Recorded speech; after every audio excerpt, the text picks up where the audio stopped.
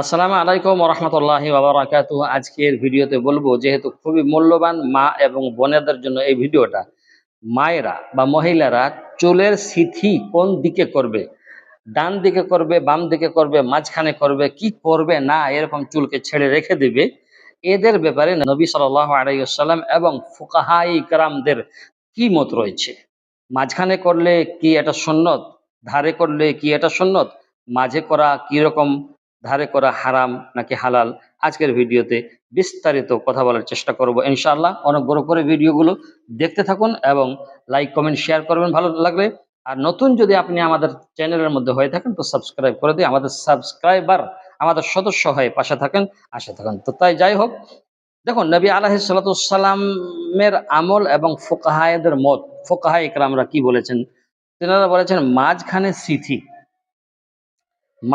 সিথি সুন্নত। নবী করিম সাল্লাল্লাহু আলাইহি ওয়াসাল্লাম প্রথমে আহলে কিতাবদের অনুকরণ সিথি না করে ছেড়ে রাখতেন। আহলে কিতাব যারা ছিল তারা সিথি করতো না। তো ইসলামের প্রথম যুগে যেহেতু নবী আলাইহিস সালাতু ওয়াসসালাম তাদের দেখে দেখে চুলকে ওইরকমই রাখতেন, সিথি করতেন না। তাহলে পরবর্তীতে রসুল্লাহ সাল্লাম কি করলেন, পরবর্তীতে সরাসরি রসুল্লাহ মাঝখানে সিথি করা শুরু করলেন। আর এটাই হলো সুন্নত। হাদিস ইবনে আব্বাস রাদিয়াল্লাহু তাআলা আনহু, বুখারী এবং মুসলিম শরীফে এই রাওয়ায়াতটা রয়েছে। তো নারীদের ক্ষেত্রে বলা হয়েছে নারীরা কোন দিকে করবে, নারীরা মাঝখানে করবে। কিন্তু নারীদেরকে মনে রাখতে হবে উটের কুঁজের মতো বাঁধা যেন না হয়। উটের কুঁজের মতো বাঁধা, দেখতে পাচ্ছেন উটের কুঁজ এরকম মেয়েদের বাঁধা, এটা মেয়েদের জন্য নিষেধ করা হয়েছে।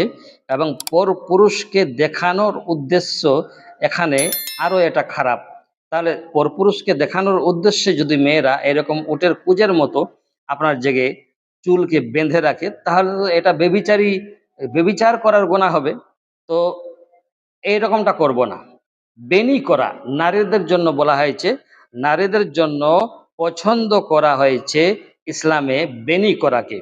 এখানে বেনি করাকে পছন্দ করা হয়েছে, যেখানে যেহেতু পর্দা মেয়েদের জন্য ফরজ, ছেলেদের জন্য ফরজ, কিন্তু চুল বলা হয়েছে মেয়েদের চুল থেকে নিয়ে পায়ের নখ পর্যন্ত গোটাটাই পর্দা।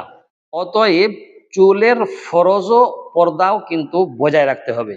তাই আমরা বুঝতে পারলাম যে মহিলাদের সিথি চুলে তারা কোন দিকে করবে। ভালো থাকবেন। আসসালামু আলাইকুম ওয়া রাহমাতুল্লাহি ওয়া বারাকাতুহু।